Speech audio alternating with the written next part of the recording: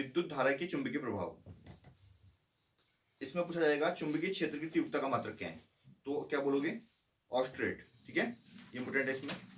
बाकी सीधा आता है रूल, दक्षिण हस्त अंगुष्ठ नियम। क्या बोलता है, ऐसे ये है। ठीक है, इसमें क्या है, जो ये अंगूठा है ये किसको डिनोट करेगा, ये विद्युत धारा को डिनोट करेगा। जो आपके बची हुई घूमी हुई उंगलियां है ना, वो किसको, चुंबकीय क्षेत्र को। क्लियर है, तो ये है दक्षिण हस्त अंगुष्ठ नियम। इसे मैक्सवेल का कॉर्क स्क्रू नियम भी बोलेंगे। क्लियर है, तो क्या बोलेंगे, दक्षिण हाथ में विद्युत धारावाही चालक को इस प्रकार पकड़ना है कि आपका अंगूठा विद्युत धारा की दिशा की ओर संकेत करे, ऐसे। तो अगर ये अंगूठा जो है वो विद्युत धारा की ओर यानी कि करंट की ओर संकेत करेगी, तो आपकी अंगुलियां चालक के चारों ओर विद्युत क्षेत्र की क्षेत्र रेखाओं की दिशा में लिपटी हुई होंगी। ठीक है, ये विद्युत क्षेत्र की क्षेत्र रेखाएं होंगी। क्लियर है, तो इसको ऐसे नहीं समझ में आ रहा तो आप जब पेचकस से कसते हो कोई चीज तो सब समझ लो। ठीक है, तो कसा हुआ भाग नीचे को वो विद्युत धारा की होगा, और जहां को घुमा रहे हो वो क्या होगा, चुंबकीय क्षेत्र की दिशा होगी।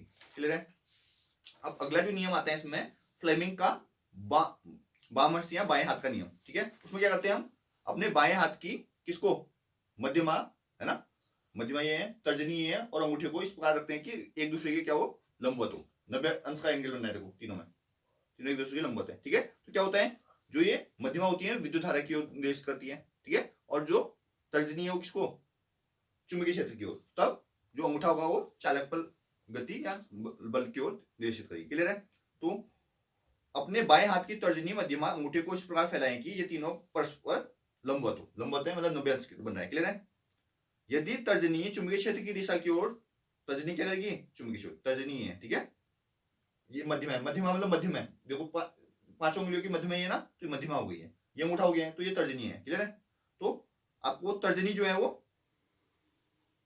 क्या करेगी, तर्जनी चुंबकीय क्षेत्र की दिशा की ओर, ये चुंबकीय क्षेत्र की ओर निर्देशित करती है। ठीक है, और ये माध्यम में विद्युत धारा की ओर निर्देशित करेंगे, तो आपका जो अंगूठा होगा चालक की गति या चालक पर आरोपित बल की दिशा की ओर संकेत करेगा। कहां आता है नियम काम, विद्युत मोटर में, विद्युत जनित्र में, ध्वनि विस्तारक यंत्र में, माइक्रोफोन तथा विद्युत मापक यंत्र में यही काम आएगा, विद्युत धारावाही चालक तथा चुंबकीय क्षेत्र का उपयोग होता है। ठीक है, तो ये इंपोर्टेंट था। अब जो हमारे घर की लाइटिंग है उसके बारे में था, जैसे कि हम अपने घरों में विद्युत शक्ति की आपूर्ति मुख्य तारों, जिसे मेंस कहते हैं, किसे प्राप्त करते हैं। ठीक है, मेंस से आती है लाइट। क्लियर है, ये मुख्य तार या तो धरती पर लगे विद्युत खंभों के सहारे अथवा भूमिगत केबलों से हमारे घर तक पहुंचती है। ठीक है, तो हमारे जैसे तार हैं सारी सारी खंभों के सहारे से आती हैं।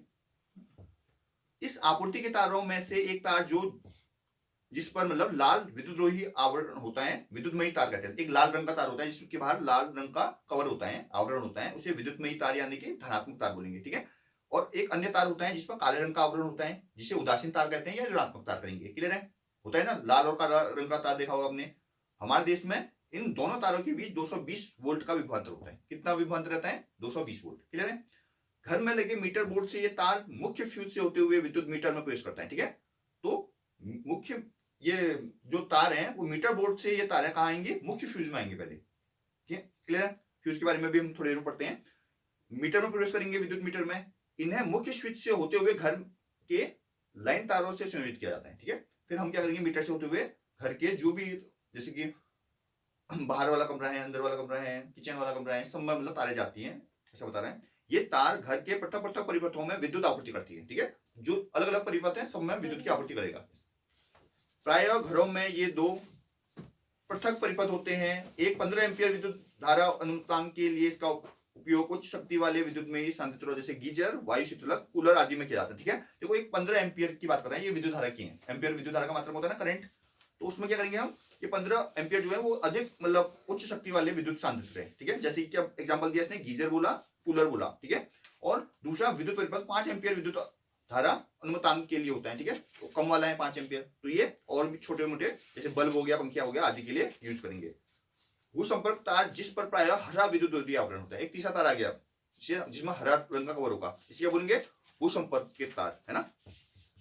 घर के निकट भूमि के भीतर बहुत गहराई पर स्थित धातु की प्लेटों से संयोजित होता है। ठीक है, तो भूमि के निकट है ना, जमीन के अंदर गड़ा होगा ये। ठीक है, जमीन के अंदर क्या होगा, धातु की प्लेट डाली होगी, पत्ती डाली होगी, उससे अंदर की आपके जमीन से अंदर की आएगा ये बाहर की ओर। इस तार का उपयोग विशेषकर विद्युत इस्त्री, टोस्टर, मेज का पंखा, रेफ्रिजरेटर आदि धातु के आवरण वाले विद्युत संयंत्रों को सुरक्षा प्रदान करने के लिए किया जाता है। ठीक है, किसके लिए करते हैं? इसके लिए विद्युत इस्त्री हो गया, टोस्टर हो गया, मेज का पंखा, रेफ्रिजरेटर आदि के धातु के आवरण वाले विद्युत संयंत्रों में सुरक्षा के उपाय करने के लिए। धातु के आवरणों से संयोजित भूसंपर्क तार विद्युत धारा के लिए अल्प प्रतिरोध का चालन पथ प्रस्तुत करता है। इससे यह सुनिश्चित हो जाता है कि संयंत्रों के धात्विक आवरण में विद्युत धारा का कोई क्षरण होने पर उस संयंत्र का विभव भूमि के विभव के बराबर है। अगर कहीं पर भी क्या हो जाएगा, करंट मतलब वेस्ट हो रहा है, वो विद्युत धारा का क्षय हो रहा है, जिससे हमको झटका लग सकता है, ठीक है, वो क्या होगा, ग्राउंड में चले जाएगा विभव। क्लियर है? तो हम झटके से बच जाएंगे। ये इसके काम आता है कौन सा? भूसंपर्क के तार। फलस्वरूप इस संयंत्रों को उपयोग करने वाला व्यक्ति तीव्र विद्युत आघात से सुरक्षित बचा रहेगा। अगर कोई कभी ऐसा सिचुएशन आ जाएगी कि वहां पर करंट आपका क्षय हो रहा है विद्युत का, तो क्या करोगे आप? बच जाओगे उस झटके से। क्लियर है? प्रत्येक पृथक विद्युत परिपथों में विद्युतमयी तथा उदासीन तारों के बीच विभिन्न विद्युत संयंत्रों को संयोजित किया जा सकता है। ठीक है, कहने का मतलब ये है कि एक तो विद्युतमयी तार है, एक उदासीन तार है। इन दोनों को यूज करके आप क्या कर सकते हो? बहुत सारे संधारित्र को संयोजित कर सकते हो, बहुत सारे मतलब कनेक्शन मतलब उपकरण यूज कर सकते हो। प्रत्येक संधारित्र का अपना पृथक ऑन ऑफ स्विच होता है ही नहीं होता? बल्ब के लिए अलग होता है ना, हर कमरे के बल्ब के लिए होता है, अलग होता है, टीवी के लिए अलग होता है, पंखे के लिए अलग होता है नहीं होता? ऐसा, ताकि इच्छानुसार उसमें विद्युत धारा प्रवाहित कराई जा सके, सभी संयंत्रों को समान वोल्टेज मिल सके, इसके लिए उसे परस्पर पार्श्व क्रम में संयोजित करते हैं, सब में बराबर वोल्टता मिल सके, इसलिए क्या करते हैं हम? पार्श्व क्रम यानी कि समांतर क्रम में प्रयोग करते हैं। क्लियर है? तो घरों की लाइट है, हम समांतर क्रम में करते हैं, ये हम पहले ही पढ़ चुके हैं। विद्युत फ्यूज सभी घरेलू परिपथों का एक महत्वपूर्ण अवयव होता है। विद्युत फ्यूज की बात आ गई है। विद्युत परिपथ में लगा फ्यूज परिपथ तथा संयंत्रों को अतिभार के कारण होने वाली क्षति से बचाता है। ठीक है, फ्यूज क्या करता है? परिपथ तथा संयंत्रों को अतिभार के कारण होने वाली क्षति, अतिभार हो गया, ओवरलोड हो गया ना, कहीं ओवरलोड हो गया, ओवरलोड कैसे भी हो सकता है ना, बाहर से ज्यादा वोल्टेज आ गई ऐसे भी हो सकता है ना, या ज्यादा मतलब ऐसा कोई वो उपकरण आपने चला दिया जो बहुत ही ज्यादा मतलब लोड का है, बहुत ज्यादा हैवी है, समझ लो, तब भी हो सकता है। ठीक है, तो आपकी क्षति बचा देगा वो, तुम्हारी मशीन फूकने से अच्छा वो फ्यूज उड़ जाएगा। तो क्या होगा? फ्यूज आप सही करवा लो, फ्यूज में ज्यादा खर्चा आता नहीं है, और तो आपका जो उपकरण अगर खराब हो गया तो बहुत ज्यादा खर्चा आ सकता है। क्लियर है? जब विद्युतमयी तथा उदासीन तार दोनों सीधे संपर्क में आते हैं तो अतिभार हो सकता है। अगर आपके दोनों ही तार बीच में से कट गए कहीं से और चिपक गए तो तब भी अतिभार हो जाता है, ऐसा होता है। क्लियर है? यह तब होता है जब तारों का विद्युत रोधन क्षतिग्रस्त हो जाए अथवा संयंत्रों में कोई दोष हो जाए। ठीक है, जब मतलब उनका जो बाहर का जो लेयर होती है, आवरण होता है रबड़ का, प्लास्टिक का, वो दोनों हट जाए उसमें से, तब हो सकता है। या आपका जो इंस्ट्रूमेंट है, जो उपकरण है, वो खराब हो, कुछ गड़बड़ हो, अंदर अंदर चिपक रही हो दो तार, ऐसा भी हो जाता है कई बार, है ना। या वो तार मेटल का कोई है तो मेटल में चिपक रही हो और दूसरा भी मेटल में चिपक रहा हो, तो ओवरऑल दोनों कनेक्ट हो जाएंगे, तब भी हो जाता है। ऐसी परिस्थितियों में किसी परिपथ में विद्युत धारा अकस्मात बहुत अधिक हो जाती है, ऐसे में क्या होता है? एकदम बढ़ जाती है विद्युत धारा, इसे लघु पतन कहते हैं। लघु पतन यानी कि शॉर्ट सर्किट होता है, बोलते हैं शॉर्ट सर्किट हो गए, वही है लघु पतन बोलते हैं हिंदी में से। विद्युत फ्यूज का उपयोग विद्युत परिपथों तथा विद्युत संयंत्रों को अवांछनीय उच्च विद्युत धारा के प्रभाव को समाप्त करके संभावित क्षति से बचाना है। ठीक है, तो विद्युत फ्यूज का क्या उपयोग है बोलेगा तो क्या बोलोगे? विद्युत फ्यूज का उपयोग विद्युत परिपथ तथा विद्युत संयंत्रों को अवांछनीय उच्च विद्युत धारा के प्रभाव को समाप्त करने, संभावित क्षति को बचाना है। ठीक है, दोबारा समझा रहा हूं, ध्यान देना। विद्युत फ्यूज का जो उपयोग है वो जो विद्युत परिपथ है या विद्युत संधार, विद्युत के उपकरण है, ठीक है, ऐसे समझ लो, विद्युत के जो भी आपके परिपथ हैं या विद्युत के जो भी उपकरण है, उसमें अगर कभी क्या होगा? उच्च विद्युत धारा आ जाएगी, उच्च करंट आ जाएगा। क्लियर है? उच्च विद्युत धारा हो जाएगी, तो उच्च विद्युत धारा का प्रभाव हम कर देंगे समाप्त कर देता है, और हमको क्या होती है जो क्षति की संभावना होगी उससे बच जाएंगे हम। क्लियर है? तो फ्यूज का उपयोग क्या है? विद्युत परिपथ या विद्युत जो संयंत्र है उनमें क्या होने वाली एकदम अगर उच्च हमारी विद्युत धारा हो जाएगी तो उसको प्रभाव को समाप्त कर देगा और हम जो भी संभावित क्षति है उससे बच जाएंगे। तो विद्युत फ्यूज का ये प्रयोग है। क्लियर है? जब दो तार चिपकेंगे तो एकदम विद्युत धारा बढ़ जाएगी, क्षति होगी, वो फ्यूज उड़ेगा तो क्षति से बच जाएंगे हम, नुकसान से बच जाएंगे।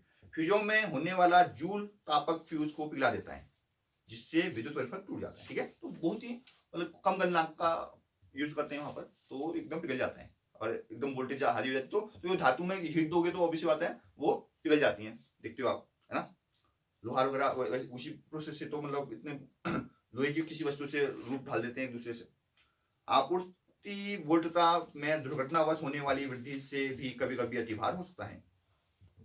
तो जो वोल्टेज आगे से आ रही है उसमें अगर एकदम ज्यादा वोल्टेज डाल दी तब भी ऐसा हो सकता है, बता रहे हैं, ठीक है।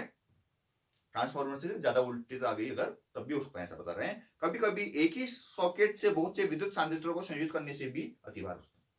अब एक सॉकेट है जिसमें बहुत सारे प्लग लगा दिए, उसमें बहुत सारे जोड़ पे जा रहे हो, जोड़ जा रहे हो, बहुत हेवी जोड़ते जा रहे हो, तो भाई इतना लोड तो क्षमता होगी नहीं उसकी, तो क्या हो जाएगा, गड़बड़ हो जाएगा। क्लियर है। अब इसमें क्या है, देखो दिक्सूची एक छोटा चुंबक होता है ना। दिक्सूची बोले तो कंपास की बात करते हैं, जो डायरेक्शन बताता है, दिशा बताता है। क्लियर है। इसका एक सिरा उत्तर की ओर संकेत करता है जिसे उत्तरी ध्रुव कहते हैं, तथा दूसरा सिरा जो दक्षिण की ओर संकेत करता है उसे दक्षिण ध्रुव कहेंगे। किसी चुंबक के चारों ओर एक विद्युत क्षेत्र होता है जिसमें उस चुंबक के बल का संसूचन किया जाता है, ठीक है। चुंबक के चारों ओर क्या होगा, एक चुंबकीय क्षेत्र होगा जो क्या करेगा, उस पर बल का संसूचन करेगा, बल बताएगा कहां हुआ है। क्लियर है। इसी चुंबकीय क्षेत्र के निरूपण के लिए चुंबकीय क्षेत्र रेखाओं का उपयोग किया जाता है।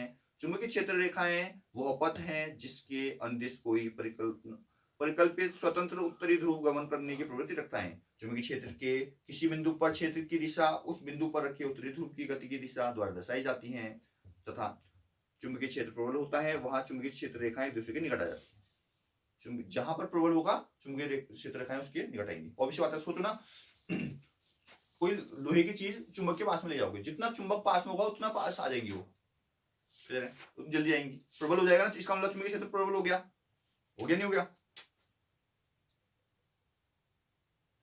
किसी विद्युत धारावाही धातु के तार से एक चुंबकीय क्षेत्र संबद्ध होता है। तार के चारों ओर क्षेत्र रेखाओं अनेक संकेंद्रीय वृत्तों के रूप में होती हैं जिसे की दिशा दक्षिण हस्त अंगुष्ठ नियम द्वारा ज्ञात की जाती है। हमने देखा था दक्षिण हस्त अंगुष्ठ नियम ऐसे करके, क्लियर है। चुंबकीय क्षेत्र, ये विद्युत धारा, क्लियर है, अंगूठा।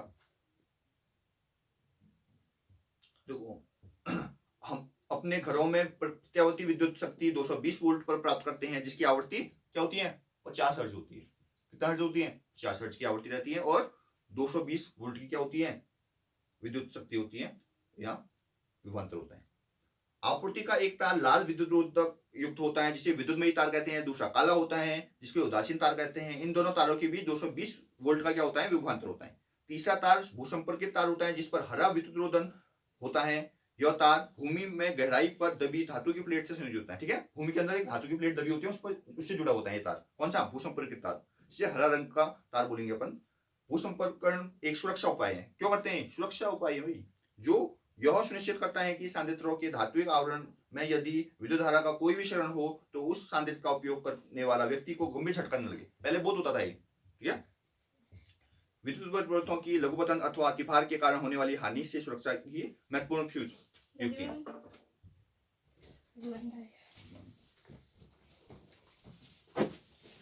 क्लियर है।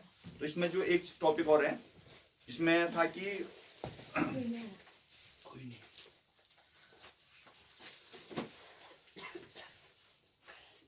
ऐसा पूछ सकते हैं, देखो दो क्षेत्र रेखाएं एक दूसरे को क्यों नहीं काटती हैं कभी, है ना। तो बोलेंगे दो क्षेत्र रेखाएं कभी भी एक दूसरे को प्रतिच्छेद नहीं करती हैं। ध्यान देना, इंपोर्टेंट टॉपिक है, पूछता है ना। दो क्षेत्र रेखाएं एक दूसरे को कभी नहीं काटती हैं या प्रतिच्छेद करती हैं। यदि वो ऐसा करे, यदि वो एक दूसरे को काटेंगी तो क्या होगा, इसका मतलब यह हो जाएगा कि प्रतिच्छेद बिंदु पर दिक्सूची को रखने पर, अगर प्रतिच्छेद बिंदु जहां पर वो कट रही है दोनों रेखाएं, वहां पर अगर हम कंपास को रखेंगे तो सुई क्या होगी, दो दिशाओं की ओर संकेत करेगी, जो कि क्या है, संभव नहीं है। क्लियर है। तो क्या बोलेंगे हम, दो क्षेत्र रेखाएं कभी भी एक दूसरे को नहीं काटती है। क्यों नहीं काटती हैं, इसलिए नहीं काटती हैं, अगर प्रतिच्छेद बिंदु पर यानी कि कटान बिंदु पर हम अगर दिक्सूची यानी कि कंपास को रखेंगे तो वहां पर क्या होगी, दो दिशाएं की ओर मतलब वो कंपास संकेत करेगा, जो कि संभव नहीं है। कंपास एक ही साथ दो दिशाओं की ओर संकेत नहीं कर सकता ना, एक ही दिशा दिखाएगा ना।